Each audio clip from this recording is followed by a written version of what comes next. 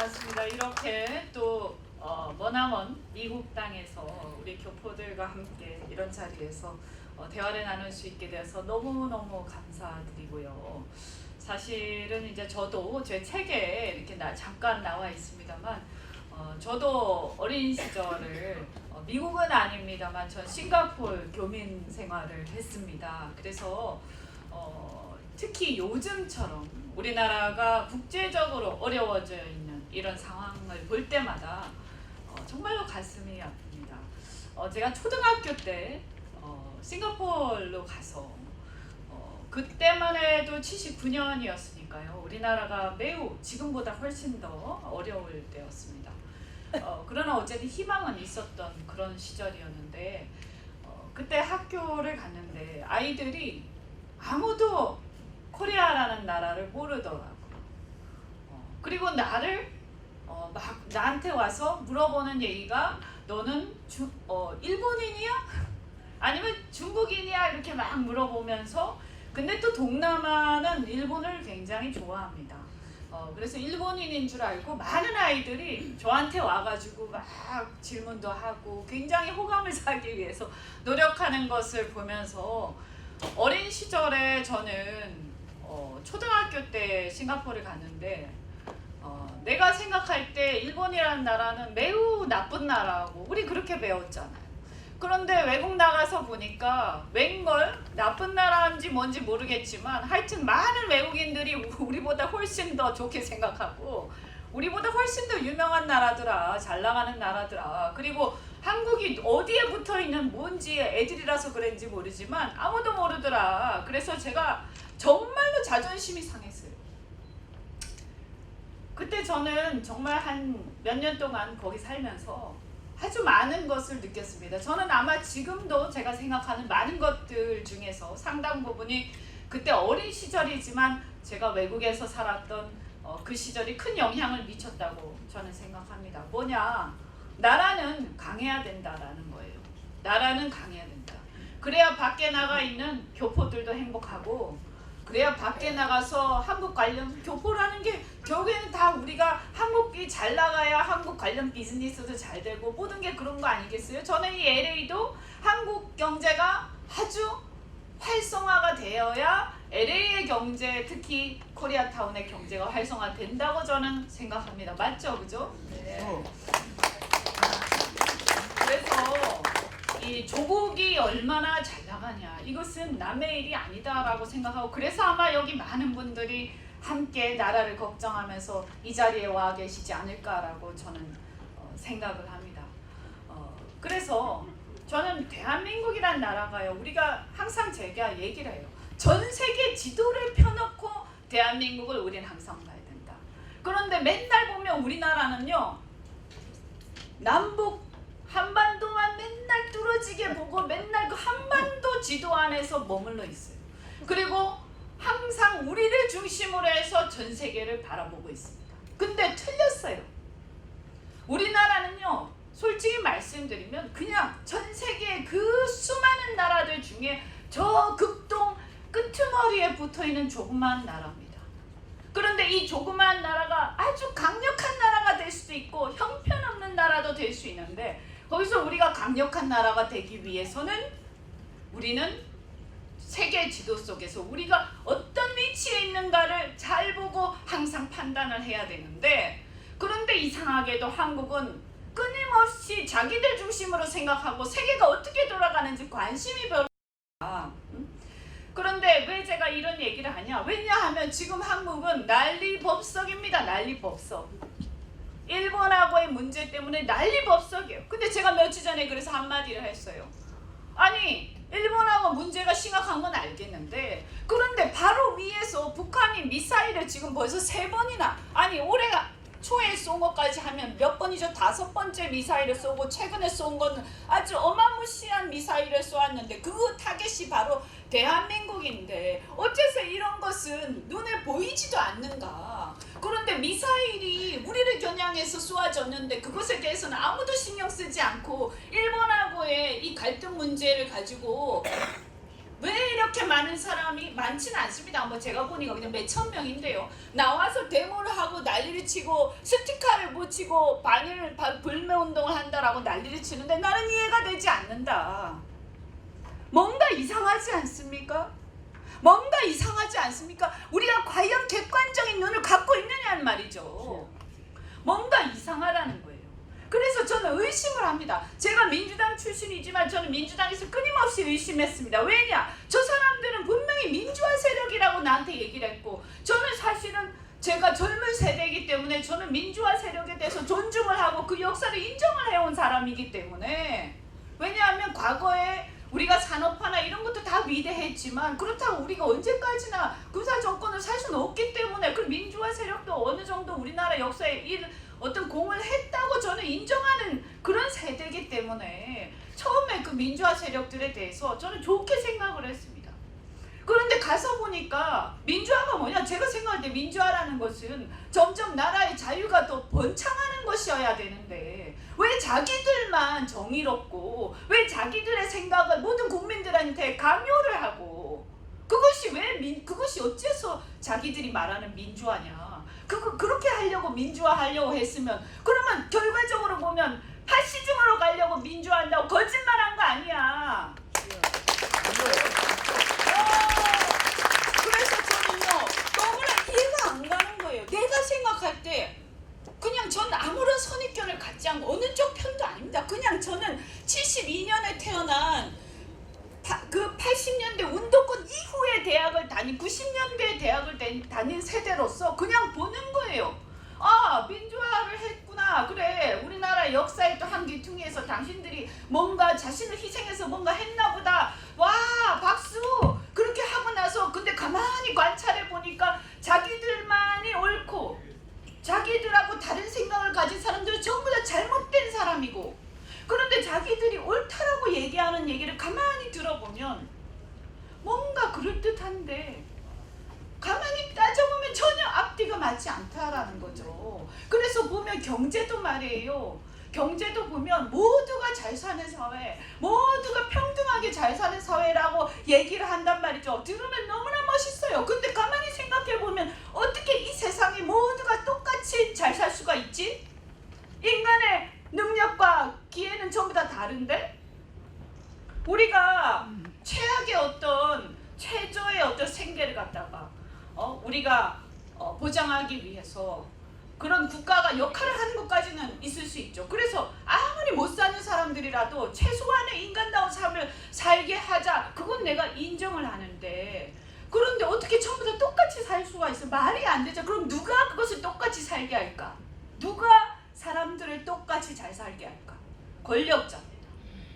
권력자가 내가 너희들을 똑같이 잘 살게 할 것이야 라고 하면서 너는 너무 잘 살기 때문에 안 되겠어. 이리 와. 내가 네 걸 좀 더 뺏어야 되겠어. 너는 내가 보니까 못 사는데 근데 질이 나빠. 안 되겠어. 야, 얘가 훨씬 더 나한테 충성을 하고 거기다가 좀 모자라네. 그러면 얘한테 더 몰아주자. 더 기회를 주자. 그리고 내가 생각할 때 저 핵이라는 것은 잘못된 것 같아. 옛날에 이승만 박정희 때 개발했던 거고, 그래서 이 핵이라는 것은 잘못된 것이니까 우리가 말이지 사실은 후쿠시마 저 핵발전소에서 한 명도 사실은 죽지 않았는데도 불구하고 천몇백 명이 그 사고로 죽었다라고 거짓말을 하고 사기를 치면서 국민들을 현혹시켜서 뭐라고 하냐? 이걸 없애는 게 정의다. 핵발전소를 없애는 게 정의야. 그러니까 네가 거기에 대해서 다른 얘기를 하는 너는 불의의 아주 나쁜 놈이야. 그런데 과학적으로 따져보면 그게 맞지가 않아요. 아무리 따져봐도 저는 이해가 안 가요. 근데 왜 저런 거짓말을 하는 걸까? 그런데 왜 자기들이 하는 거짓말은 무조건 옳은 걸까? 그래서 저는 의문을 갖기 시작을 했어요. 자유라는 것은 그들이 많은 민주화라는 것이 과연 무엇이었는가라고 저는 계속 물어봤어요. 당신들이 말하는 민주화라는 것이 무엇이야? 그렇게 남한테 사람이라는 것은 생각이 서로 다를 수 있고 논쟁을 해서 그것을 규명해 나가고 사실과 과학에 근거해서 결론을 내려야지 국민을 위해서 행복한 법인데 어째서 그런 거짓말을 하면서도 사람들이 당신들에 대해서 문제 제기를 하면 나쁜 놈이라고 매도를 하는 거야. 저는 그것은 자유가 아니구나. 당신들은 민주화를 위해서 노력한 게 아니었어. 제가 내린 결론은 바로 그겁니다. 민주화를 위해서 노력한 게 아니라 사실은 권력을 빼앗고 싶었을 뿐입니다. 그래서 그 권력을 빼앗아서 자기들이 원하는 사회를 만들겠다라고 꿈을 꿨는지 모르겠지만 미안하게도 죄송하게도 자기들이 원하는 그 사회는 현실 속에서는 존재하지 않는 자기들의 머릿속에 들어가 있는 사회였습니다.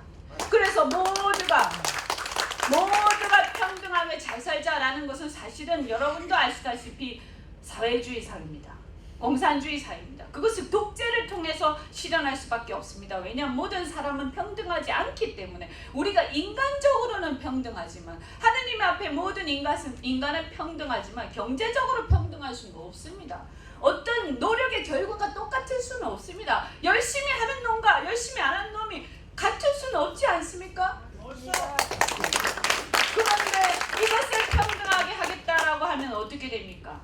권력이 개입해야 되고 독재가 이루어져야 되는 겁니다. 바로 그것을 이들은 지금 하겠다라고 하면서 뭐라고 하느냐, 소위 말해서 경제로 치자면 소득주도 성장이라는 이상한 얘기를 갖고 나왔는데 그 소득주도 성장, 즉 임금주도 성장은 아시는 분은 아실지 모르겠지만 사실은 막시즘의 일환입니다. 우리가 막시즘이란 게 옛날에 고전적 막시즘만 생각을 하죠. 그렇지만 고전적 막시즘 말고 그 막시스트들이 전부 이제 공산주의가 몰락을 하면서 다 다른 변형된 막시스트로 변하지 않습니까? 그 중에 일부는 동성애라든가 이런 쪽으로 가기도 하고 또 일부는 경제학자들 중에서 어떤 부류를 형성하냐, 칼레츠키라고 폴란드의 학자가 있었는데 그 사람에서 시작된 이론이 바로 이건데요. 이건 뭐냐 하면 임금을 올려가지고 임금을 똑같이 전 세계가 똑같이 노동자들의 임금을 똑같이 올려서 그래서 우리가 행복한 사회가 되자라는 공산주의 이론의 변형이. 그런데 앞서서 제가 말씀드린 것처럼 임금을 다 똑같이 올리자라는 거잖아요. 그럼 전 세계가 어떻게 돼야 돼요? 인터내셔널이 돼야 되죠. 공산당 선언에 보면 나옵니다. 전 세계 노동자여 단결하라. 그래서 모든 노동자들이 똑같은 임금으로 파업을 해가지고 다 임금을 맞췄을 때 그때는 성립할 수 있는 이론이다 라는 게 바로 임금주도 성장 이론이고 ILO 보고서에 나와 있는 거예요. 그러니까 그 보고서 마지막에도 뭐라고 되어 있냐면 전 세계 노동자의 임금이 똑같게 임금주도 성장을 할 때만이 이 이론은 통용될 수 있다. 그런데 지금 우리나라에서 이 자들이 지금 무슨 멍청한 짓을 하고 있습니까? 대한민국이라는 조그만 나라에서 지금 그것을 가지고 실험을 하고 있는 거예요. 전 세계가 똑같이 될 수가 없는데도 된다고 해서 그렇게 될지는 제가 모르겠지만 어쨌든 최소한 그 보고서에서도 전 세계가 똑같이 임금을 올리지 않으면 안 된다라고 나와 있는데 문재인 대통령과 그 주변 사람들은 그 마지막 보고서 끝에 읽어보지도 않고 그것을 한국에다가 실험을 한 겁니다. 제 책에 그 보고서 내용이 그대로 나와 있습니다. 하도 제가 열이 받아서 그대로 썼어요. 한국 국민들을 갖다가 바보 멍충이를 알고 있는 거냐. 어째서 나와 있는 보고서 마지막 부분을 읽지도 않고 그것을 우리 국민들한테 실험을 하고 있냐. 그래서 그 결과가 뭐냐. 너는 임금을 갖다가 더 받아야 되겠어. 그렇게 얘기하는 거죠.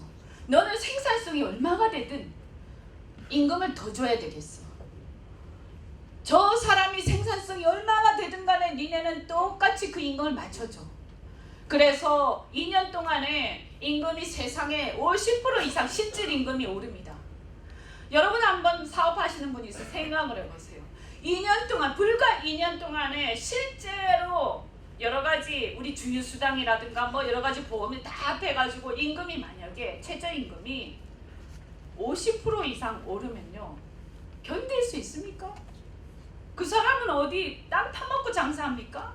누가 줍니까 그 돈을? 그러니까 너무 웃기는 게 자기들이 선거 때 오만 생색을 내면서 임금을 다 올려줄 거야. 국민 여러분 내가 당신들의 임금을 다 올려줄 것입니다. 라고 거짓말과 사기를 한참 쳐놓고 그 다음에 어떻게 하냐? 자기들이 올려주는 게 아니죠. 돈이 어디 있어요 자기한테. 사용자들을 쥐어짜서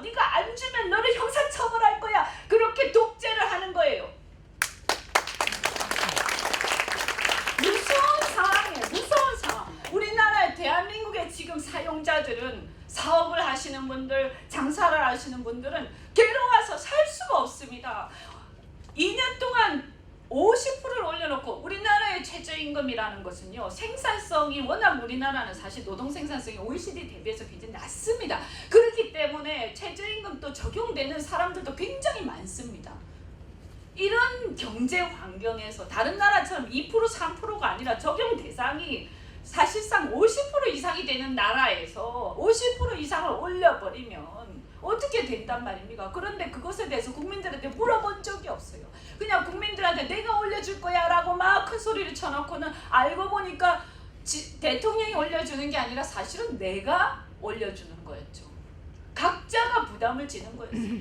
국민들이 아직까지는 자본주의 사회에 대해서 정확하게 알지 못하고, 사실은 안타깝게도 당시의 야당들이 그것을 지적하면서 누군가는 정말 치열하게 싸웠어야 되는데, 저는 그때 그것을 지적을 했습니다. 제가 그 당시에 국민의당에 있었지만 제가 안철수한테 있어요. 당신은 이런 얘기를 하면 안 되는 거야. 가서 냉정하게 싸워야 되는 것이지. 그런데 그 사람 무슨 말인지 못 알아듣더라고요, 제가 하는 얘기.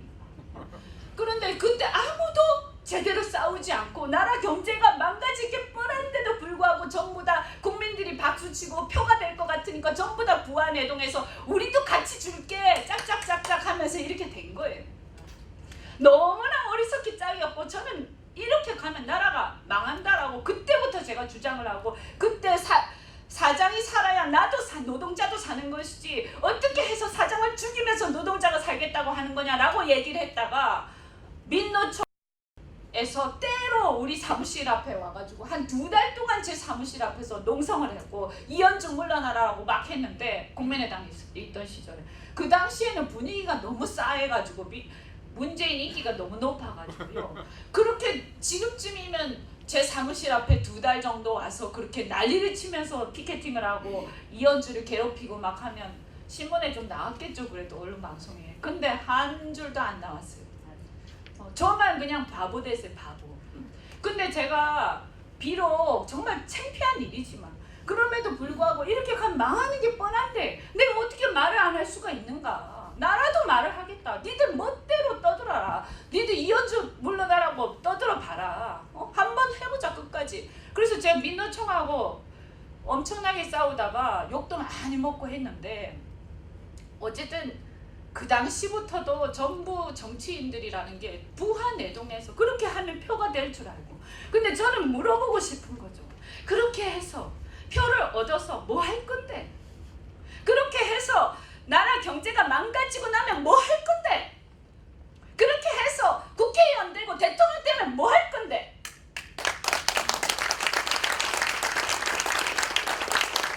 정말로 지금요, 수많은 자영업자들과 중소기업인들과 이제는 대기업까지 영향을 미치기 시작했어요. 이런 상황에서 뭐냐, 이런 거 아닙니까? 저는 노동자한테도 그것을 못할 짓이었다. 왜냐?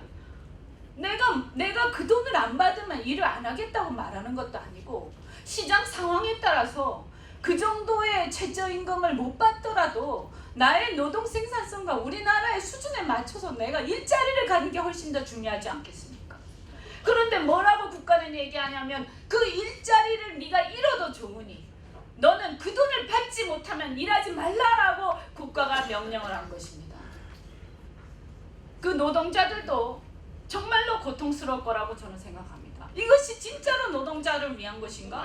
어떤 노동자가 과연 내가 일자리를 잃게 되더라도 나는 그 돈을 안 받으면 일을 안 하겠다고 얘기하는 노동자가 그렇게 많은가, 우리나라에? 저는 그렇지 않다고 생각합니다. 그러면 사용자든 노동자든 다 원하지 않는데 누구를 위해서 그런 짓들을 하고 있는가? 경제가 망가져 가면서 자기들이 선거 때 표를 얻어야 되니까. 그리고 사실은 그렇게 돼도 경제가 망가져도 별로 크게 상관없는 사람들도 있을 거고요. 그리고 특히나 민주노총이라든가 이런 데는 자기들의 실정이 필요하죠. 자, 우리가 싸울 일이 필요한 거예요. 피켓팅을 들면서 국가를 향해서 자기들이 압력을 넣고 자기들이 이런 거 해냈다라고 하면서 그들 나름대로 그 안에서 권력투쟁이 있지 않겠습니까? 그것들을 위해서 우리는 놀아나고 있는 겁니다. 그래서 결과적으로 엄청나게 많은 지금 경제 상황이요, 자영업자들은 거의 다 몰락했습니다. 대한민국에 가보신 분들은 아시겠지만 정말 개미 한 마리 저녁 때 식당에 가보면 없고 눈물 나는 광경들이 계속 반복입니다. 심지어는 어떻게 됐냐? 이제는 일하는 시간까지도 국가가 간섭합니다. 이제 52시간 내가 보니까 삶의 질이 너무너무 중요해. 그러니까 52시간 이상은 일하면 안 돼. 내가 너의 일하는 시간까지도 내가 통제할 거야. 이것이 바로 대한민국의 국가입니다. 이게 뭡니까? 사회주의입니다. 너무나 무섭습니다. 우리나라가 말이죠. 지금이 어느 때입니까? 옛날에 산업혁명하고 나서 모던 타임즈에 나오는 그런 기계 부속품이나 부속품 조립하고 이런 게 다가 아니지 않습니까? 지금 전 세계는 어떻게 가고 있습니까? IT라든가 여러 가지 첨단의 제4차 산업혁명이 진행되고 있는 이 시점에 말이죠. 어떻게 해야 되겠어요? 내가 예를 들어서 우리가 30대, 40대, 20대 젊은 노동자들이 모여가지고 어떻게 해야 되겠습니까? 우리가 새로운 것을 마련하기 위해서, 우리가 새로운 것을 개발하기 위해서 오늘은 내가 밤을 샐 거야. 그러니까 날 건드리지 마. 우리가 밤을 새서라도 이거 한번 해보자 라고 하는 것이 가득 나라에 가득 찼을 때, 그럴 때 그 나라가 발전하는 거 아니겠습니까? 그건 누가 말이죠. 어떤 악질 사장이 채찍질 해가면서 일하기 싫다는데 하는 사람이 얼마나 됩니까? 대한민국에. 정말 말이죠. 기름때 묻혀가면서 사장도 작업복 입고 나와서 우리 이거 한번 아주 이 기계 부품 하나하나가 진짜 무슨 AI 같은 것은 아니지만 그런 하나하나가 발전돼 가면서 업그레이드 돼 가면서 품질이 향상돼 가면서 더 싸지면서 그러면서 발전해서 그것이 AI까지 가는 거라고 저는 생각합니다. 그런데 그런 것들이 현장에서 무너졌습니다. 52시간이 지나면 너는 집에 가. 집에 안 가면 네 사용자를 처벌할 거야. 형사 처벌할 거야. 검찰이 불러냅니다. 검찰이. 저는 이 큰일 났다고 생각합니다. 도대체 이 경제 현장에 검찰이 하도 많이 관여를 해서 심지어는 음식 이렇게 상한 거 잘못 먹고 배탈이 나도 그것도 다 형사 처벌이 되고 민사로 해결할 수 있는 것도 전부 다 검찰에서 불러들여서 구속하니 많이 하기 때문에 겁이 나서 살 수가 없어요. 이제는요 수술하다가 잘못돼도 구속이 됩니다. 그런 나라가 됐어요.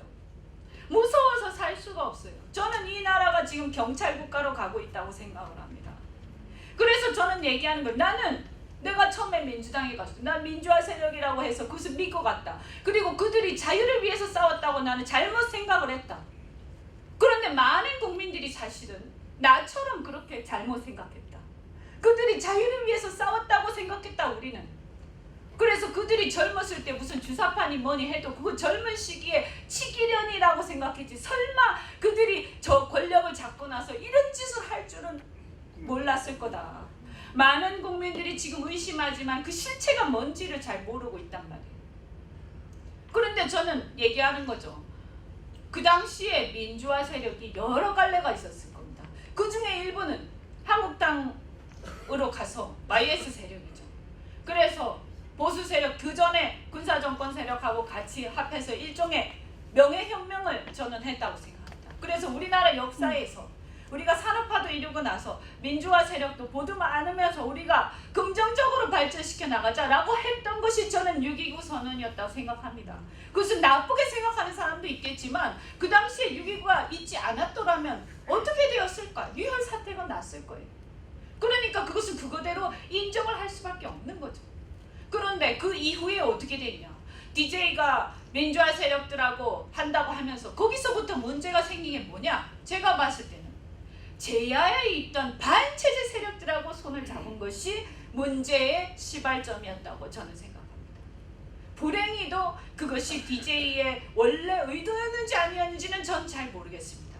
그러나 저는 사실은 젊은 시절에 지금도 여전히 한쪽으로는 DJ가 그래도 설마 반체제 인사였을까라는 의심을 합니다. 그러나 어쨌든 분명한 것은 반체제 인사들과 손을 잡음으로써 그들이 제도권 안에 들어왔고 그 제도권 안에 들어왔을 때 국민들은 야 공산주의는 이미 다 몰락했는데 다 젊은 시절의 치기지 이제 와서 그들이 설마 그것을 하겠느냐 그냥 순수한 마음에서 나라를 위해서 싸웠을 거야 라고 다 생각을 했는데 지금 와서 보니까 그게 아닌 거예요.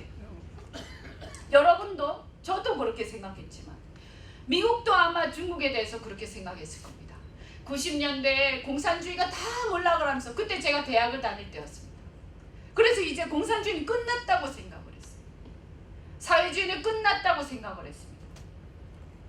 그리고 그 당시에 우리나라는 경제 성장률이 1년에 10% 가까이 올라가고 있었기 때문에 자신이 있었어요. 우리가 어떻게 하더라도 그 당시에 고난의 행군을 하고 있던 북한과 관련해서 우리나라 사람들은 아마 그렇게 생각, 저도 그렇게 생각했으니까 우리는 이제 자신이 있어. 어떻게 북한하고 어떻게 하더라도 우리가 우리 주도로 자유민주주의 체제로 북한을 바꿀 수 있어. 북한을 개방시킬 수 있어. 그러니까 우리가 햇볕 정책을 해도 괜찮을 거야 라고 생각을 많은 사람이 했을 거예요. 그런데 웬걸 지나고 나서 보니까 사회주의는 공산주의는 없어진 게 아니었어요. 단지 그 당시에 그 정권이 몰락했을 뿐이었던 거예요.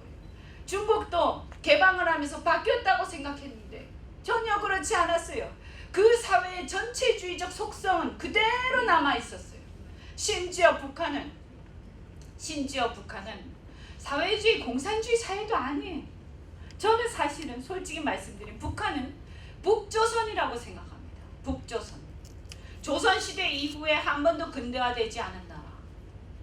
다행히 대한민국은 조선시대 이후에 일제시대 이후에 단독 정부를 수립을 했지만 그럼에도 불구하고 서양 문물을 빨리 받아들이면서 자유민주주의 체제가 되면서 그리고 이승만 박정희 대통령을 거치면서 비록 허물들이 있지만 제가 그 허물을 부정하는 건 아니에요. 그렇지만 어쨌든 분명한 것은 대한민국은 근대화를 어느 정도 해냈어요.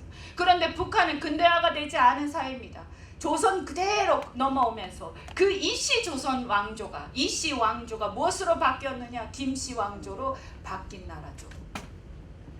그래서 북한은 그렇게 김씨 왕조로 바뀌었는데 그것이 더 조선시대보다 더 심각한 독재국가로 변질되면서 지구상의 거의 유일무이한 신정국가가 되었습니다.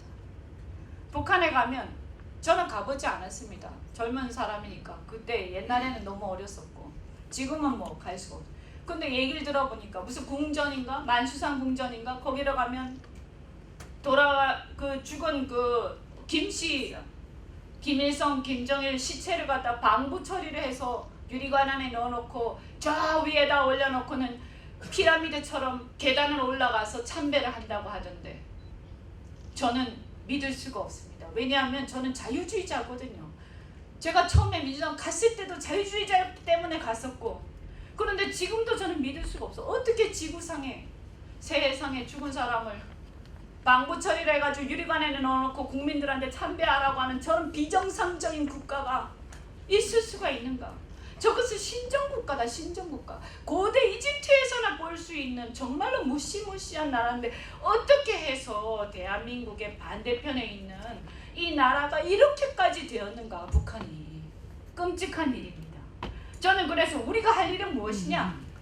적당한 수준에서 교류하고 적당한 수준에서 우리가 이렇게 북한하고 해가지고 무슨 연방제니 뭐니 정신나간 얘기를 할 게 아니라 우리는 우리야말로 정말로 지금 당장은 어렵겠지만 궁극적으로 우리는 저 북한에 있는 굶주린 혹은 정말 탄압당하고 있는 북한의 국민이라고 말하면 뭐하니까 북한의 인민들을 위해서 우리가 그들한테 자유를 주는 것, 그것이 바로 우리가 할 일이다. 자, 그러면 이런 상황 속에서 그리고 다 몰락한 사회주의나 공산주의인 줄 아는데 다시 다른 얼굴로 나타나는 것이 바로 남미형 포퓰리즘 사회주의, 그리고 또 미국 유럽에서 득세하고 있는 이 소위 말해서 PC에 해당되는 동성애를 중심으로 한 이 해방론, 이런 것들이라고 저는 생각합니다. 그런데 지금 대한민국은 어디로 가고 있는가?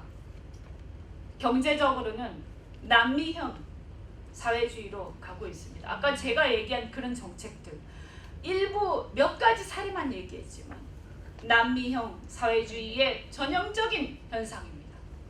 사회주의라는 것이, 제가 그래서 대한민국 국민들한테 얘기합니다. 사회주의라는 것이 우리는 그동안 하도 반공만 해왔기 때문에 그냥 왜 사회주의가 나쁘고 왜 사회주의를 하면 몰락하게 되고, 당연히 몰락하죠. 왜냐하면 내 자유가 없어지거든요. 내 자유가 없어지고 내가 열심히 해서 돈을 버는 게 아니라 저놈들이 만들어놓은 질서 속에서 나는 정해진 그 계급을 벗어날 수가 없는 거예요. 사다리 위에 다 올라가 있는 권력자들이 나의 부를 배분하는 거예요. 그래서 나는 죽었다 깨나도 부자가 될 수 없어. 내가 다 같이 부자가 될 수는 없지만 그래도 나는 기회가 주어지기를 원하는데, 그래서 내가 열심히 해서 나도 성공하고 싶은데 나는 성공할 가능성이 없어. 권력하고 줄을 대지 않으면. 그런 사회가 사회주의 사회죠. 그래서 사회주의일수록 사실은 빈부격차가 훨씬 더 심하고 권력에 줄 선 놈들만 잘 나가는 그런 나라가 돼 있지 않습니까? 그게 사회주의죠. 그게 전체주의 사회고요. 그런데 대한민국이 갈수록 그렇게 돼가는 거예요. 문재인 대통령과 그 주변의 운동권들한테 줄을 대는 사람들만 잘 나가는 나라. 그래서 그동안 우리나라의 이 산업 발전의 토대가 되었던 그 핵 발전이나 이런 원자력 발전 모두 파괴하고 엉뚱하게도 태양광 한다고 난리를 치는데, 알고 보니까 그 태양광이라는 게 환경을 좋게 만드는 게 아니라 그 태양광은 낮에만 햇빛이 비치기 때문에 불안정하니까 결국 어떻게 해야 되냐? 화력 발전과 LNG 발전을 병행해야 되기 때문에 실제로는 훨씬 더 환경이 나빠지는데도 불구하고 그런 것들을 아무도 얘기하지 않고 전부 다 쏘가 넘어가는 사이에 그것이 난리가 나면서 무슨 태양광이 세상의 선인양 돼버렸어요. 그래서 온 산에다가 깎아가지고 그 유해물질인 태양광 판넬들이 온 산에 그냥 널브러져서 덕지덕지 붙어있는 게 대한민국의 산천이 되어가고 있는데, 이걸 누가 하고 있냐? 문재인 정권과 가까운 사람들이 다 해먹고 있죠. 이것은 보조금이 주어지기 때문에 그냥 누워서 헤엄치기예요. 그냥 가만히 앉아있으면 되는 거예요. 보조금이 다 주어지니까요. 보조금 사업입니다. 그럼 뭡니까 이것은? 이런 식의 저는 의심해. 그러니까 북한에 무슨 경제발전이 어쩌고저쩌고 하는데, 저는 사실은 지금처럼 소유권이 인정되지 않고 북한의 체제가 저런 상태에서 제대로 될 리가 있겠습니까? 북한에 있는 자연 지하자원이니 뭐니 하는 것들 다 저는 상당 부분이 근거 없는 얘기라고 생각합니다. 왜냐하면 비즈니스 하시는 분들은 아시겠지만 만약에 그것이 돈이 된다면 지금까지 중국이나 러시아가 그냥 있었겠습니까? 그러니까 문제가 있는 거죠. 경제성이 없든지 수익이 낮든지 문제가 있는 건데, 어쨌든 간에 그것도 결국 우리가 북한하고 교류하게 되면 지금 이 문재인 정권 하는 짓으로 봐서는 정권이 엄청나게 보조금을 퍼주면서 하자고 할 텐데, 그 보조금을 먹는 놈들이 전부 정권에 줄된 놈들이다 이거죠. 맞습니다. 그래서 본질이 뭐냐? 저는 그래서 얘기를 하는 거예요. 우리가 본질을 봐야 된다는 거예요. 뭘 본질을 봐야 된다. 공산주의는 나쁜 거야, 반공은 이게 중요한 게 아니고요. 실제로 우리 주변에서 우리 국경 너머에만 있는 줄 알았더니 알았던 그 사회주의 체제, 그 공산주의 체제들이 사실은 야금야금 우리의 정신 속으로 들어오고, 이제 우리는 소위 말해서 그 프로테스탄트 윤리라든가 이런 것으로부터 벗어나서 적당히 살면서 그냥 적당히 나 일 안 해도 알아서 먹여 살렸으면 좋겠어. 왜냐하면 나 그냥 노예 되고 싶어. 네 권력이 나를 알아서 책임져줘. 날 노예로 만들어줘. 이런 얘기를 자꾸 그런 생각을 하는 거예요. 이게 바로 우리 스스로 노예가 되어가는 것. 스스로 자립심이 없어지는 것. 그게 바로 사회주의 아닙니까? 그래서 우리가 스스로 사회주의에 물들어가는 것이고, 스스로 그 권력에 줄 서서 그 앞다투어서 선거 때만 되면 만인에 대한 투쟁을 하는데, 선거 때 이슈가 뭐냐? 우리가 어떻게 나라를 발전시킬 거야? 우리가 어떻게 앞으로 우리의 미래를 개척해 나갈 거야? 이게 아니라 선거 때만 되면 이제는 미친 듯이 전부 다 내 거 다 퍼줄게, 국민들 거 다 퍼줄게, 혈세 다 퍼줄게. 그리고 나서 우리가 탕진하고 나서 우리 아이들이 어떤 나라에서 어떻게 살게 될지 우리는 알 바가 아니야. 그냥 이거 지금 우리는 전부 다 여기 이권이 다 달려있고 여기 엄청난 보조금들이 달려있기 때문에 이 권력을 향해서 전부 다 질주하는 거야. 두 패로 나뉘어서. 지금 이런 상황이 굉장히 지속이 되면서 저는 나라가 거덜나고 있는 중이라고 생각을 합니다.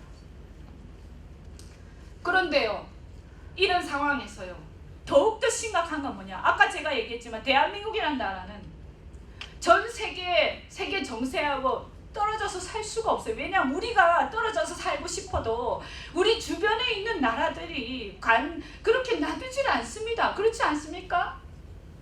우리가 그냥 저 어디 태평양 한가운데에 있는 섬처럼 살고 싶어. 우리도 저기 북유럽에 있는 노르웨이나 이런 나라처럼 살고 싶어. 우리도 미국 저 위에 캐나다 이런 데 시골 같은 데서 사는 것처럼, 아니면 저기 호주에 시골에서 살고 있는 것처럼 적당히 살아도 먹고 살 게 많고 아무도 우리를 안 건드리고 그런 나라에서 살고 싶어요. 저도 그런 나라에서 살고 싶어요. 그런데 현실을 눈을 똑바로 뜨고 봐야 된다는 거예요. 우리는 어떤 나라에 살고 있는가? 우리는 불행히도 정말 강대국들이 눈을 부라리고 호시탐탐 싸움의 최전선에 우리나라가 위치해 있습니다. 그것이 우리의 운명입니다. 그러면 이런 나라의 운명은 어떠냐? 우리 역사 속에서 보지 않았습니까? 우리는 말이죠, 국제정세에 밝아야 돼요. 어떤 나라가 어떻게 움직이고 있는지, 우리가 저 나라들을 어떻게 이용할 것인지 잠을 뜬 눈을 새면서 그걸 봐야 된다는 거예요. 그래야 우리가 살아남습니다. 그리고 우리는 가진 게 없어요. 불행히도 정말 프랑스나 이탈리아 저런 데는 제가 보니까 별로 열심히 일하지도 않던데 그래도 조상이 남겨둔 게 워낙 많아가지고 잘 먹고 잘 삽니다. 아직도 옛날에 제국주의 시절에 해먹었던 게 많아서 여전히 잘 삽니다. 근데 우린 뭐죠? 뭐 물려받은 게 있어요? 뭐 땅에서 나는 게 있습니까? 그런데 주변은 난리잖아, 눈을 부라리고. 그런데 이런 나라에서 사는 국민들이 우리도 그냥 저 캐나다나 호주처럼 그렇게 적당히 살자. 야, 인생 뭐 있냐? 그렇게 살 수 있을 것 같습니까? 생존이 어렵습니다. 제가 볼 때는. 그렇게 살아서는 생존이 안 됩니다. 그래서 제가 얘기하는 거죠. 아니 그렇게 적당히 인생 뭐 있냐 하고 살다가 말이지, 그나마 우리 선배들이, 우리 어르신들이 우리한테 물려준 이 번영하는 대한민국마저 다 말아먹고 우리 아이들을 노예 신세로 만들려고 작정을 했냐 지금. 응? 좋다. 저는 이렇게 얘기합니다. 좋다. 그러면 우리끼리만 그렇게 해먹고 말자. 그런데 우리 아이들이 무슨 죄가 있다고 우리 아이들, 우리 미래 애들한테 그런 나라를 우리가 물려줄 수는 없지 않는가. 그런데 보세요. 왜 우리나라가 이렇게 심각하냐면 지금 일본하고 관계 가지고도 난리예요. 그런데 한번 보시면요, 한 100년 전에, 한 120년입니까? 그 당시에 조선 땅의 정세가 어땠습니까? 그래서 우리가 역사를 똑바로 알아야 된다는 거죠. 우리는 독립운동 하는 것만 열심히 배웠어요. 근데 사실은 독립운동이야, 나라 잃고 나서 열심히 운동하고 또 그분들 희생한 거죠. 인정합니다. 그런데 중요한 건 뭐냐, 우리가 어떻게 해서 나라를 잃게 됐는지를 기억하고 다시 그런 일을 당하지 않는 것이 더 중요한 게 아니겠습니까? 불행히도 우리는 전쟁 한번 못 해보고 나라를 잃었어요. 사실은 생각해보면 너무나 한심한 거예요. 어떻게 전쟁도 한번 안 해보고 그냥 그대로 넘겨주냐, 이 바보들. 어떻게 그럴 수가 있냐. 그 정도 용기도 없고 그 정도 패기도 없는 나라가 어떻게 나라를 잃는 게 당연하지 않겠냐, 그렇게 되면. 근데 왜 그렇게 됐을까? 1800년대 후반에 어떻게 됐습니까, 조선이? 당시에 저는 뭐 역사학자는 아니니까 혹시 조금 틀리더라도 지적을 해주시고요. 이 서양은 산업혁명 이후에 폭발적인 어떤 생산력의 향상을 갖고 왔죠. 그죠? 여러분 산업혁명 아시죠? 그죠? 폭발적인 생산성의 향상이 왔어요. 그럼 어떻게 해야 돼? 그 원료를 획득하고 그리고 만든 물건들을 갖다 팔 시장이 필요하잖아. 그래서 제국주의가 팽창을 하고 있었죠. 그 제국주의 속에서 가장 강한 나라가 어디였어요, 당시에? 지금 미국이 가장 강하지만 그 당시에 가장 강한 나라는 영국이었습니다. 이 영국이 말이죠. 어디랑 맨날 싸우고 있었냐? 러시아랑 맨날 싸우고 있었어요. 러시아는 왜냐? 자꾸 추운 나라에서 자꾸 서쪽으로 유럽으로 자기들은 유럽이 되고 싶거든. 그래서 유럽으로 자꾸 나오는 거예요. 그러니까 이 러시아를 견제하기 위해서 어떻게 했어요? 그 러시아가 이제 유럽으로 못 나오니까 또 그 다음에 어떻게 합니까? 극동으로 계속 내려오죠. 연해주로 내려옵니다. 얼지 않는 항구가 필요한 거 아닙니까? 그래서 블라디보스톡으로 계속 내려오는 거예요. 그래서 이쪽 동아시아 쪽에 동북아 쪽에 우리나라랑 일본 쪽에 호시탐탐 러시아가 노리는 거예요. 그러니까 영국이 어떻게 돼요?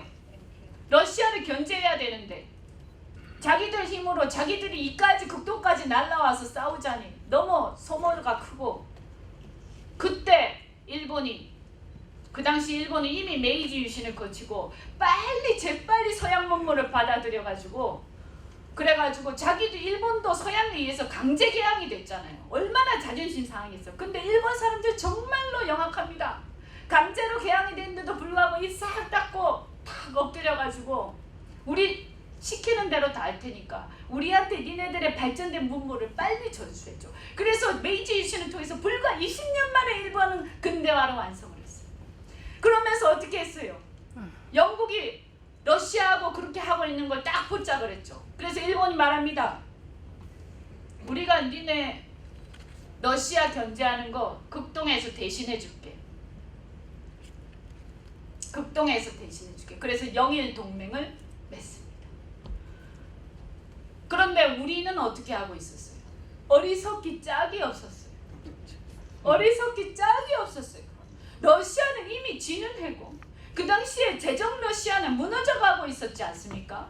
그러니까 혁명이 일어났겠지. 그런데 그 과정에서 이 전 세계의 패권이 어떻게 돌아가고 있는가도 모르는 상태에서 고종 아간파천이라고 해가지고 러시아 공사관 가서 1년 동안 거기서 진무를 보죠. 사실 국민들이 뭐 그렇게 관심이 있었겠어요. 우리나라의 대부분의 백성들은 당시에 먹고 사는 게 초근목피하던 시절이고, 심지어 지방에는 아전들이 가련 주고 하기 정신이 국민들 세금 포탈하는데 정신이 없었기 때문에 그저 그냥 어떻게든 먹고 사는데 정신이 없어요. 지금 대한민국하고 똑같습니다. 그런데 조정에 있는 대신들이나 정치인들이라는 것들은 세계 정세를 읽지도 못하고 그 당시에 아마 친했나 보지, 러시아 공사하고.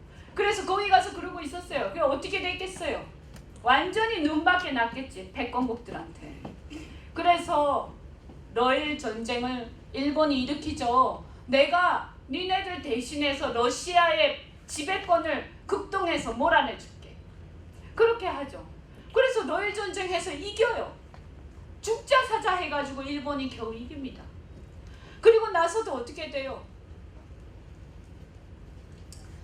그 전에 또 청일전쟁도 있었고 여러 가지를 거치면서요, 이 극동의 패권을 갖다가 일본이 서방의 선진국들한테서 사실상 양해를 받은 거예요. 우리는요 안중에도 없었어요. 그 당시 조선이란 나라를 신경이나 썼겠습니까? 그냥 저 한반도에 무슨 땅이라고 생각하지. 중국은 좀 신경 썼겠지만 그냥 그 상태에서 우리는 그냥 덤으로 넘어간 거예요. 제가 왜 이 얘기를 하냐면요, 지금 상황을 보세요. 지금 상황을 저는 제가 페이스북에도 글을 쓰고 제 유튜브에도 제가 방송을 했는데, 저는 지금의 이 상황을 절대 우리가 일본하고 한국의 관계 혹은 남북 관계에서 바라보면 절대로 안 된다. 전 세계 지도를 펴놓고 한번 봐라. 세계 지도를 펴놓고 보면 이 대한민국 남한은 어떻게 보면 1940년대 그때 우리 해방된 독립된 직후를 가지고 본다면 사실은 전 세계가 공산화되는 그 시절에 38선을 기점으로 해가지고 딱 끊어졌습니다. 공산화의 큰 흐름을 막은 것이 바로 남한의 단독 정부 수립이었습니다. 그때 만약에 우리가 합작을 했으면, 남북 합작을 했으면, 그때 공산주의하고 원래 정권하고 합작한 수많은 동구권과 동구 유럽과 중국과 다 어떻게 됐습니까? 공산화됐죠. 우리도 공산화됐을 거예요. 그러니까 통일된 자유민주주의 국가였으면 더없이 좋았겠지만 현실은 우리가 원하는 대로 100% 우리가 원하는 이상대로 되지 않기 때문에 우리가 만약에 현실적인 옵션 중에서 선택해야 된다라고 한다면 지금 다시 선택하더라도 우리는 그 시대에 단독정부 수립으로 갈 수밖에 없었다고 저는 생각합니다. 그래서 저는 이승만 대통령이 뭐 다른 여러 가지가 있겠지만 그럼에도 불구하고 그분이 이 공산화를 막았다는 거, 우리가 대한민국이 공산화를 막을 수 있었다는 거, 그래서 우리가 자유민주주의 체제 하에서 번영할 수 있는 기틀을 마련했다는 것, 저는 그것이야말로 이번에 다른 여러 가지 약점들을 커버하고도 남을 정도로 우리 후손들이 봤을 때 너무나 위대한 일이었다 이렇게 생각합니다. 그래서 공산화를 막고 그 시뻘겋게 물들어가던 전 세계의 흐름 속에서 유일하게 끄트머리에 급동해서 막아준 것이 바로 대한민국이니까 우리의 전략적 가치는 이 냉전 시대에서 엄청났겠죠. 우리의 전략적 가치, 항상 우리는 우리의 전략적 가치를 전 세계의 관점에서 봐야지 절대 우리의 관점에서 보면 안 된다는 거예요. 그러면 다른 나라들이 보았을 때 그 당시 패권국이 어딥니까? 미국 아닙니까? 그죠? 냉전 시대에 미국과 소련이었지만 소련은 이제 갔으니까. 그래서 미국의 입장을 비롯한 이 서방의 자유민주주의 국가들 입장에서 대한민국이라는 나라는 최전선에 있던 자유민주주의 체제의 마지막 보루였던 거예요. 그것이 우리의 전략적 가치였던 겁니다. 그 덕분에 사실은 그게 고맙다 이런 얘기가 아니에요. 자기들도 자기들 이익을 위해서 그렇게 한 거니까 우리도 우리의 이익을 위해서 우리의 전략적 가치를 최고로 썼던 거죠. 그래서 똑똑 그 세계 정세에 밝았던 이승만 대통령이나 박정희 대통령 그것을 10분 활용했어요. 그래서 이승만 대통령 그것을 활용해서 큰 소리를 치면서 원조들을 받아냈고 그 이후에 박정희 대통령이 한 게 뭐냐? 바로 일본과의 청구권 협정인데 일본하고의 이 수교는 뭐냐 하면 일본하고 우리나라하고 계속 사이가 나쁘면 어떻게 됩니까? 그 서방 우방들 입장에서 봤을 때 이 체제의 마지막 보루인데 여기서 자꾸 일본하고 사이가 나빠지면 극동의 방어선을 지킬 수가 없잖아요. 그러니까 빨리 화해해야 되는 거예요. 동남아하고 일본도 빨리 화해시켜야 되고, 왜냐하면 일본이란 땅이 어쨌든 미군정 이후에 미군의 병창기지화된 거 아닙니까? 그죠? 그래서 미군이 상당 부분이 후방기지로서 일본을 쓰고 일본이 태평양의 어떤 입구가 되어 있었는데 이 일본이라는 나라가 자꾸 한국이랑 사이가 나쁘고 동남아랑 사이가 나쁘고 이러면 되겠냐고, 안 되는 거죠. 그러니까 일본을 쑤셔가지고 빨리 화해하라 라고 한 거 아닙니까? 그래서 그 화해를 하면서 그 화해를 하라고 하는 미국과 일본의 어떤 이 세계 정세와 전략을 꿰뚫어 본 것이 바로 박정희 대통령이었고, 그 당시 박정희 대통령은 이런 생각을 하신 거예요. 자, 그러면 이 상황을 우리가 적절히 활용을 해서 우리의 이익을 찾아내자.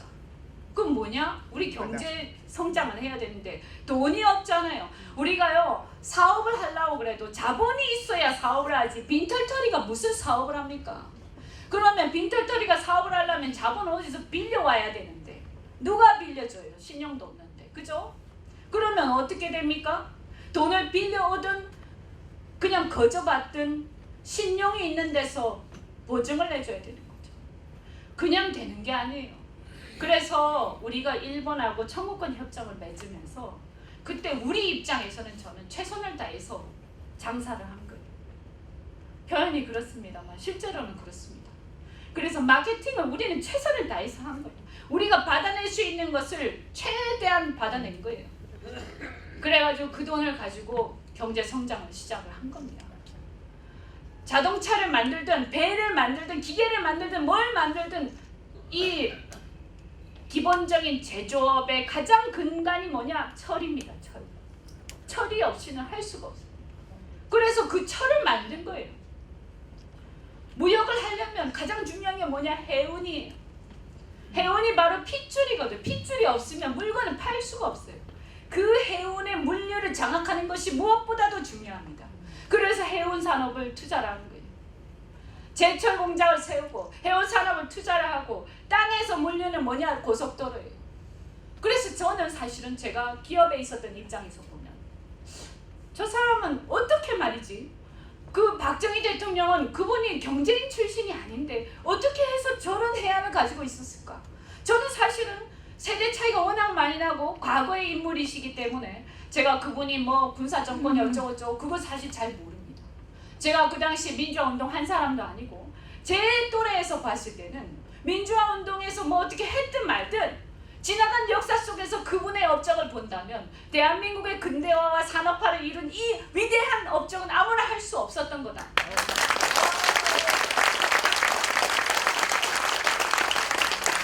그래서 저는 얘기를 하죠. 지금도 아직도 살아계신 민주화 세력들, 특히 그 중에서 반체제 민주화 세력들, 그분들은 말이죠. 심심하면 헐뜯어요. 과거의 대통령들이나 정치인들은. 저 또 어떤 면에서 또 이해도 갑니다. 왜냐하면 서로 구원이 있지 않겠습니까? 그래서 제가 얘기하는 거예요. 구원이 없는 세대가 이제는 전면적으로 정치를 해야 된다라고 저는 생각하는 거예요. 왜냐하면 나라의 역사를 지나간 역사의 한 그것으로서 우리가 객관적으로 보고 우리한테 어떠한 유산을 남겼는가를 정확하게 보고 우리가 그것을 물려받고 활용을 해야 되는데 그 당시에 싸웠던 놈들이 다시 정권을 잡으면서 자기의 옛날 분풀이를 하는 정치를 하고 앉아있어. 이래가지고 우리가 어떻게 미래로 나아가겠는가 이런 말이죠. 그래서 제가 좀 옆으로 갔습니다만 그 청구권 협정이 그렇게 해서 우리가 사실은 정말 우리 입장에서 보면 어떻게 보면 지금 강제징용 문제도 나오고 합니다만 저는 그분들에 대해서 과거에 어쨌든 우리가 국권을 잃은 사이에 그동안에 고생하셨고 고통받았던 분들에 대해서는 정말로 가슴 아프게 생각합니다. 그럼에도 불구하고 그분들이 만약에 제대로 보상을 받지 못하고 그분들의 희생을 딛고 우리가 산업화를 이루고 경제발전을 이루고 그 결과를 우리가 누리고 있다면 우리가 우리 스스로 그분들한테 마무리를 해야지. 자꾸 비굴하게 자존심 상하게 그럴 일 아니다라고 저는 생각합니다.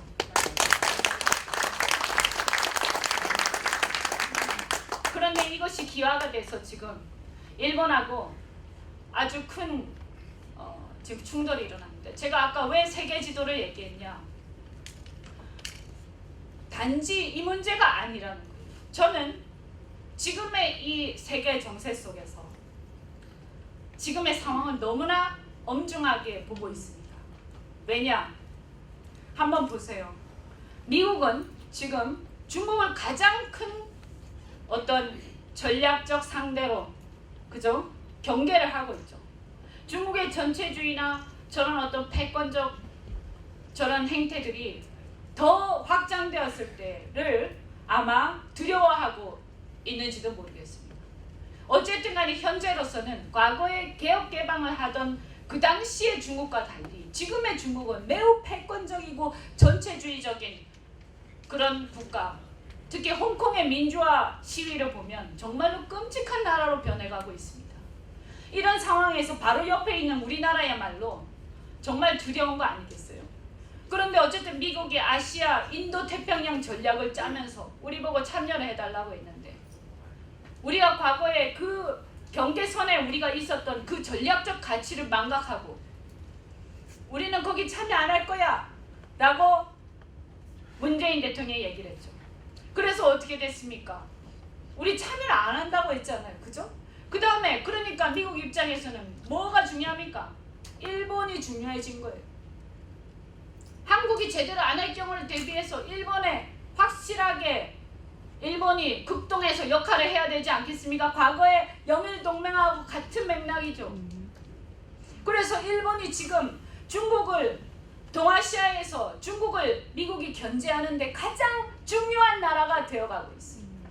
원래는 우리가 같이 한일 동맹을 해가지고 같이 했으면 우리가 이 와중에 또 뭔가 우습게도 세계 정세를 보지 않고 북한에 매몰돼 가지고 차버렸어요. 중국의 맹목적인 친중 사대주의에 젖어서 그것을 차버렸어요. 그리고 나서 또 어떻게 됐어요? 북한 핵이 당장 우리 목을 겨누고 있는데도 정신을 못 차리고 북한은 우리를 적으로 생각 안 해. 누가 그렇게 생각 안 하는지 모르겠지만 지들은 같은 편인지 모르겠습니다. 주사파니까. 그렇지만 대부분의 국민은 그렇지 않아요. 우리는 자유를 원하거든요. 그런데 이 북한에 대해서 맹목적인 주사파적 감상주의에 빠져가지고 북한에 대해서 이 제재가 최후의 지렛대인데 우리가 비핵화 핵을 막기 위해서 몇 가지 방법이 두 개가 있어요. 군사적 전략과 경제적 전략이 있는데 우리 경제적인 전략이 안 먹히면 남는 게 뭡니까? 군사 전략이. 그러면 전쟁을 하고 싶지 않으면 북한이랑 어떻게 해야 돼요? 경제로 해결해야 될 거 아닙니까? 그러면 이 경제 제재로 이 문제를 풀어야 하는 것이 가장 절박한 건 바로 우리가 되는 거예요. 왜냐하면 그거에 안 통하면 전쟁밖에 없거든. 그런데도 불구하고 도대체 이 또라이들이 또라이 아닙니까?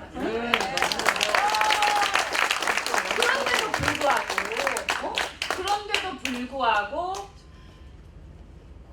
제재를 완화를 외치고 다니네.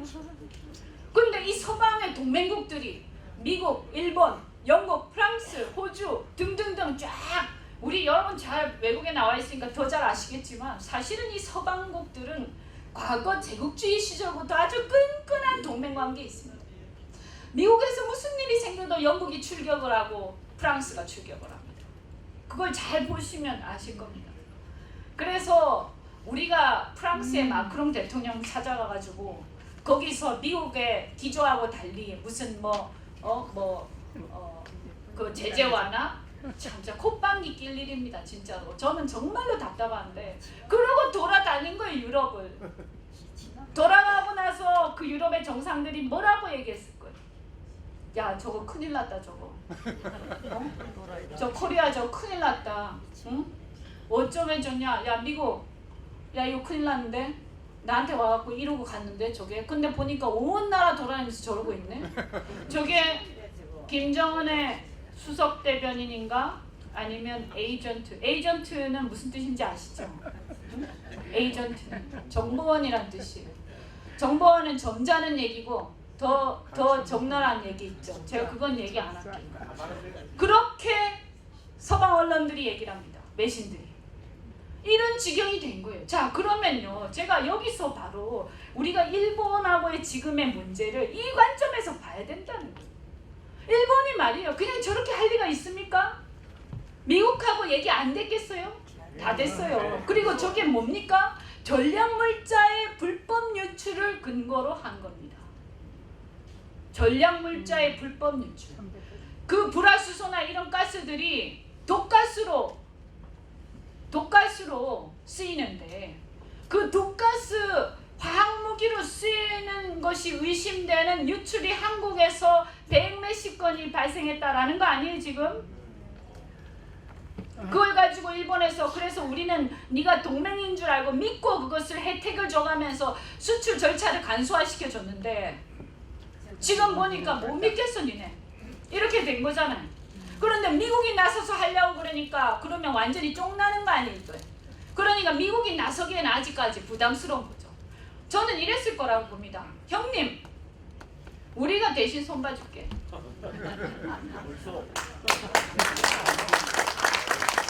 한번 지켜봅시다. 저 사람들 어떻게 하는지 한번 지켜봅시다. 이렇게 된 거예요. 이렇게 된 게 저는 그래서 우리가 이 이면을 봐야 된다는 거예요. 이게 왜 일어나고 있냐? 이런 일이 왜 발생하고 있냐? 그냥 단순히 일본의 우리나라의 경제 무슨 갈등? 무슨 불매운동? 그런 차원이 아니라는 거예요. 지금 전 세계 일본이 옛날에 100년 전에 영일 동맹을 맺고 전 세계 패권을 가지고 전 세계가 눈을 부라리면서 싸우는 와중에 우리는 아간파천이나 하면서 그나마 정신 있다는 사람들이 물산 장려운동이나 하고 그게 나쁘다는 얘기가 아니에요. 그렇게 우리 아래에서만 그렇게 하고 있었던 것이 우리의 국권을 상실하던 이유 아니었습니까? 그러면 우리가 지금 우리가 이 상황이 지금 어떻게 되냐? 일본이 지금 어떻게 됩니까? 공해상에서, 아시아 공해상에서요, 북한의 제재를 위반하는 불법 환적 선박을 단속하기 위해서 7개 국가가, 미국, 일본, 호주를 비롯해서 7개 국가가 합동 단속을 하고 있어요. 해군들입니다. 해군들. 그 합동 단속을 하는데 우리나라가 빠져 있습니다. 심지어는 단속을 했더니 한국 선박이 적발이 됐어요. 이런 상황에서 이 7개 국가인데 미국이 여기 맨날 와서 할 수가 없잖아. 그러니까 이 7개 국가의 단속 활동을 누가 주도하느냐? 누가 주도할 것 같습니까? 일본이 주도하고 있다는 말이에요. 그래서 뭐냐? 일본은 사실은 안타까운 얘기인데 우리 입장에서 보면 아시아의 패권국이 돼가고 있어요. 미국을 등에 업고 미국의 대리인 역할을 하고 있는 거예요. 엄청나게 미국-일본 관계가 과거의 어느 때보다도 가까워져 있는 상황이에요. 이런 상황에서 우리가 어떻게 해야 되겠어요? 그러니까 제 얘기는 사실은 이 징용 배상 판결의 문제는 그냥 하나의 트리거 포인트에 불과해요. 그냥 계기에 불과한 거예요. 사실은 그 이면에는 이러한 전 세계 정세와 전선이 그어져 있는데, 한마디로 말해서 여기서 우리가 지금 이 문제를 풀기 위해서 우리가 해야 될 건 뭐냐? 징용 배상 판결도 풀어야 되지만 중요한 거는요, 우리가 이제는 어느 편에 설 것인지 입장을 명확히 해야 될 때가 이미 지나갔다는 거예요. 그래서 만약에 우리가 더 이상 시간을 이대로 낭비를 하고 이것이 이러한 구도가 굳히기에 들어가면 대한민국은 믿을 수 없는 존재가 되는 것이고 전략적 가치가 없는 것이 되는 거예요. 유사시에 저쪽 편에 설지도 모르는 나라가 되기 때문에 절대로 믿고 함께 싸울 수 없는 나라가 되는 거죠. 그런데 우리가 미국이나 일본이 좋다 이런 문제가 아니에요. 어디에 서는 것이 우리한테 이롭겠느냐 하는 문제예요. 우리가 지금 와서 중국 편에 선다 한들 중국이 우리를 동맹국으로 생각하겠습니까? 아닙니다. 역사가 있잖아요. 지금까지 해온 역사가. 그리고 중국이라는 나라는 우리나라하고 동맹이 되기가 어렵죠. 우리는 자유민주주의 국가고 거기는 여전히 전체주의 국가예요. 그래서 저는 북한에 대해서도 마찬가지라고 생각해요. 우리 체제가 달라서 공존이 안 돼요. 홍콩을 보고도 모릅니까? 그죠? 그래서 저는 그러면 이 지금 문재인 정권이 마무리를 하겠습니다. 문재인 정권이 지금 이러한 상황을 모르고 있나? 진짜 모를까? 알고 있다고 저는 생각합니다. 거기가 대통령이 그냥 있는 게 아니잖아요. 대통령 밑에 오만 숱한 관료들과 정치인들과 학자들과 전문가들이 숱하게 있을 텐데 그 사람들이 진짜 아무 말도 안 했을까? 알고 있습니다. 그런데도 불구하고 그냥 하는 거예요. 왜? 이것이 바로 그들이 원하는 것이거든. 사실은. 그렇다고 저는 강하게 의심합니다. 그래서 뭐냐? 3가지 목적이 있을 겁니다. 첫 번째, 아까 얘기한 것처럼 내년 선거에 나쁘지 않다. 나라가 개판이 되든 말든 과거의 위정척사파들하고 똑같죠. 나라가 망하든가 말든가 우리가 정권을 유지하면 되는 것이야 라고 흥선대원군과 민비가 싸웠죠. 똑같아요. 나라가 망하든가 말든가 우리가 권력만 유지하면 되는 것이야. 우리한테 중요한 것은 대한민국의 번영이 아니다. 문재인 정권의 가장 문제는 뭐냐? 국가관이 잘못됐다는 거예요. 대한민국이 남한의 단독 정부 수립이 처음부터 잘못된 것이기 때문에 돌려야 되는 거예요. 돌려가지고 테이프를 뒤로 돌려서 당시에 독립될 쯤 1945년 전후에 태평양 전쟁 시절로 다시 돌아가서 항일 독립 무장 운동을 하던 그 시절로 돌아가서 만주에서 그 사람들은 거기에 자기들의 아이덴티티가 있어요. 저는 확신합니다. 그래서 그 시절로 돌아가서 거기에서부터 남북 합작을 해가지고 공산 통일국가를 만들었었어야 되는데, 그래서 자유민주주의니 나발이니 하는 게 중요한 게 아니고 통일국가가 되는 게, 민족으로서 통일국가가 되는 게 훨씬 더 중요한 거였는데, 이거 어디서 많이 들었어요? 김일성 교시 같아요, 제가 들어보니까. 그런데 이런 생각을 하는 사람들이 지금 집권을 해서 그야말로, 그래서 첫 번째 내년 선거에서 압승을 하자, 그리고 개헌을 하자. 두 번째, 이것을 기화로 해서 한일 정보보호 협정을 깨자.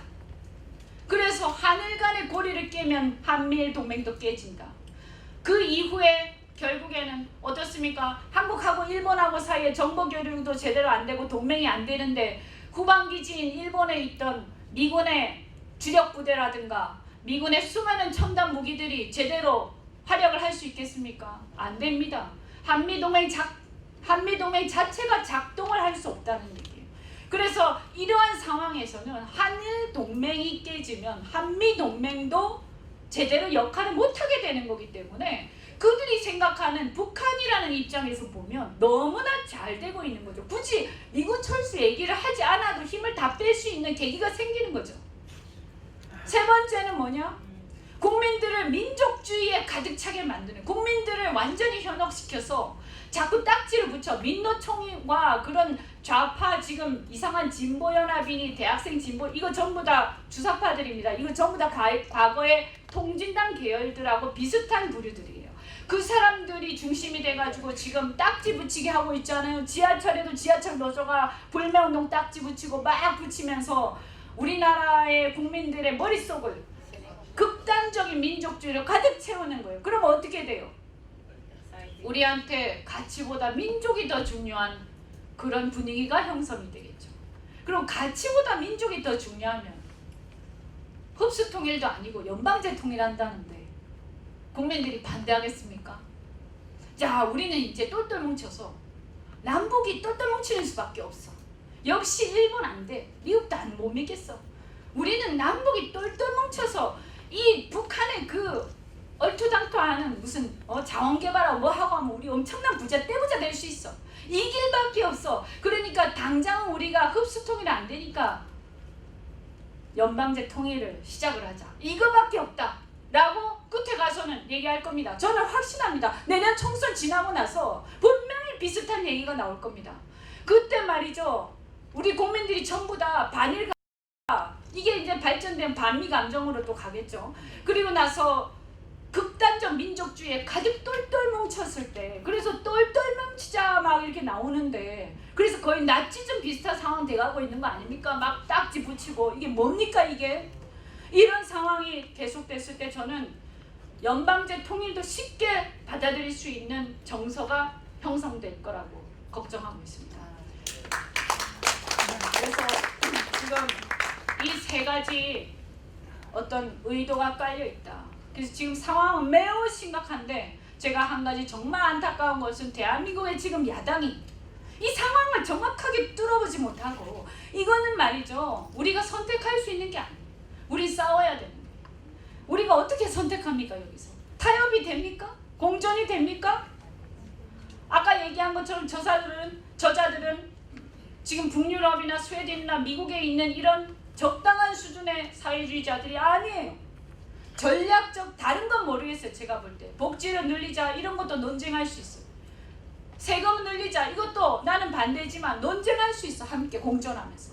그렇지만 국가의 운명에 대한 전략적 관점이 다르고 국가관이 다른 사람들하고 어떻게 공존하면서 논쟁합니까? 그건 논쟁거리가 아니죠.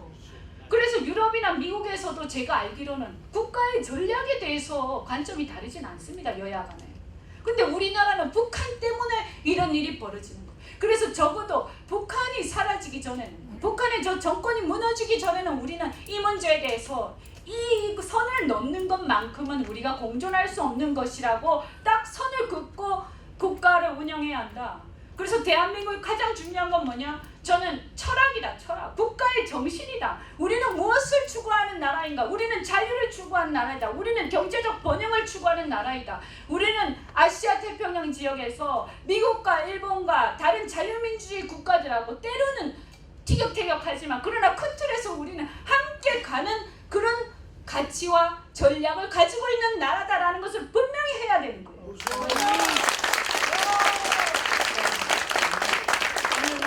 여러분 이제 긴 시간 동안 함께 또 했는데 제가 이 정도에서 오늘 마무리하고요.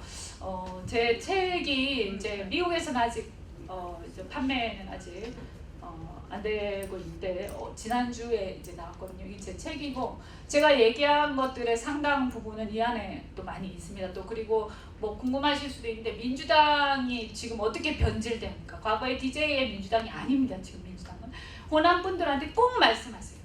호남이 종북은 아니잖아요. 그죠? 네. 절대 아닙니다. 그리고 90년대 우리가 생각했던 햇볕 정책과 지금 실패한 햇볕 정책은 다릅니다. 상황이 달라진 거예요. 그럼 달라져야 돼요. 정책도. 그래서 이 호남이 지금 민주당의 볼모가 되어서 그 민주당도 마찬가지. 민주당과 호남이 DJ의 이 민주당과 호남이 저 주사파의 볼모가 되어서 인질로 끌려다니고 있는데요. 호남 분들이 깨야 됩니다. 그것을.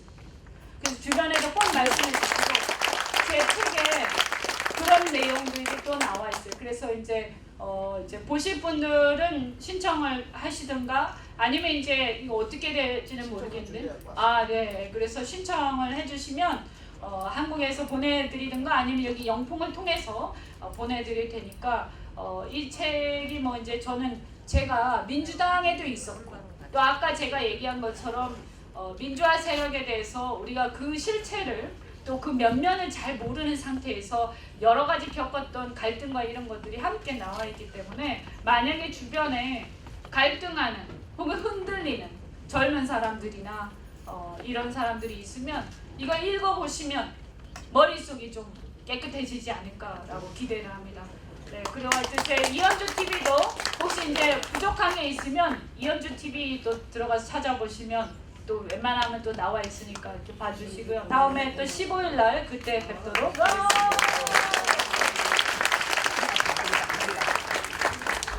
시간이 많이 지났는데요. 우선 시간 지나도 꼭 해야 될 게 뭐냐면 우리 미주 한인재단 LA 대표 우리 회장님 이병환 장로님께서 교민을 대신해서 여기 그 슈퍼바이저 캐더린 바걸하고 최석호 공화당 의원 감사장을 준비하셨습니다. 우리 장로님 나와주십시오. 자, 우리 이현주 의원님한테 박수 뜨겁게 한번 보내주십시오. 그리고 그동안에 우리가 그래야 하지 알지 못했던 것들을 오늘 들으면서 이제 우리가 돌아가면서 우리가 무엇을 해야 되는지 다 정리를 하셨으리라 믿습니다. 우리가 조용하게 하든 강하게 하든 제일 중요한 건 자꾸만 흩어지는 상황을 만들지 않고 뭉쳐지는 계기들을 만들었으면 합니다. 우리 오늘 캐서린 바거 슈퍼바이저 총 슈퍼바이저 오피스에서 보좌관인 지미 우하고 최석호 위원님이 이현주 위원님에 대해서 다 알아보고 이 강연회를 감사장을 보내주셨습니다. 이현주 위원님 잠깐 앞으로 나오세요. 지미, you wanna read that first? Hi, my dear friends, President Lee and Pastor Park, and my dear friend, and also the Honorable Congresswoman, our friend from thousands miles away. This is truly our honor on behalf of the County Supervisor Catherine Barger, and as well as the 10 million residents of the county to welcome and greet and meet our Honorable Congresswoman Lee Eun-jung. Lee Eun-ju. I believe everybody enjoy her powerful speech. Very influenced, even though I'm the only one sitting here who doesn't understand Korean, but I feel the energy, I feel the passion. To be a elected official, especially woman, it's not easy. My supervisor is also a woman. Every day they are dealing many issue challenges, making many tough, difficult decisions. Every decision will make people like or people who doesn't like it. But they have to make, based on their conscience, everything they do for the country, for the people. Our country, our county facing many problem issues, like yesterday, the mass shooting in El Paso, Texas. It's a nonsense, it's a senseless. 29 people casualty. County, we are facing also our life being impacted by the homeless people, by the economy, a lot of things. I believe Congresswoman from Korea, your mother country, also facing many issues, internationally, domestically. So I should say, even though this is my first time, I really very impressed. Over 70 minutes, no script, talk, so non-stop.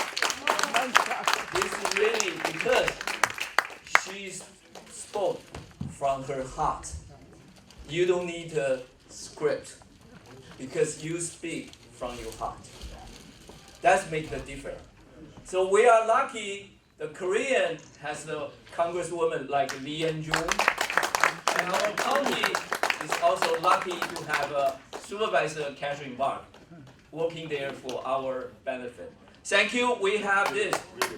Okay, I wanna extend this, the friendship, and also the welcome, warm welcome to Congresswoman.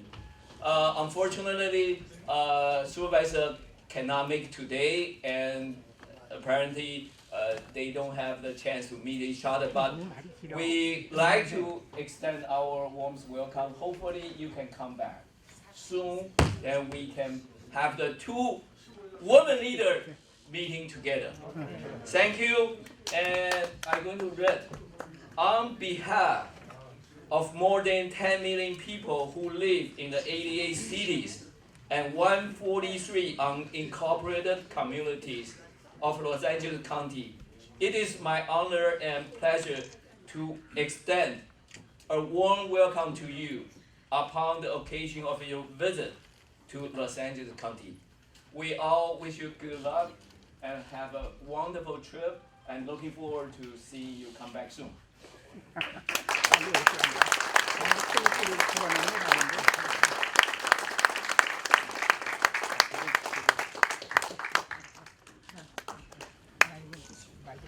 그리고 최석호 의원님이 카톡에 아침에 오셨는데요. 어쩐지 우리 최석호 의원님 후원의 밤이 있었습니다. 기도와 후원의 밤이 교계 모든 남가주 목사의 성시와 미주 총신에서 있었습니다. 그래서 이렇게 아주 좋은 시간이 있었는데 최석호 의원님이 오늘 아침에 가능하면 오시도록 했는데 못 오시면서 이현주 의원에 대해서 우리 최석호 의원님도 공화당이십니다. 그래서 그 말씀을 전해달라고 합니다. 나도 보수인데 요번에 쫙 훑어보니까 멋진 보수 이현주 의원이 앞으로 보수의 대표가 되주길 바란다면서 감사장을 대신 보냈습니다. 자, 감사장을 드릴 때 박수로 환영해 주십시오.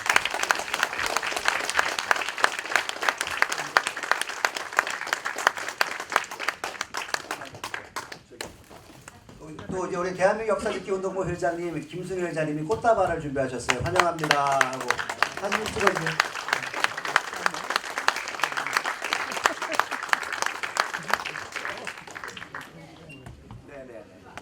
얼른 이제 끝날 텐데요. 저 다른 순서는 일단 좀 정리하고요. 제가 저 뒤에 책 신청서를 만들어 갖고 왔어요. 그러니까 여러분들 책 신청서 갖다가 보시고 일단 서점에는 9월 1일부터 나옵니다. 영풍문고에 나온다고 하니까요. 신청서를 작성해 주시고 가세요. 그러면 저희가 접수해서 신청해 드리겠습니다. 자, 우리 마지막으로 최학래 목사님 기도해 주시고 오늘 순서 마치겠습니다.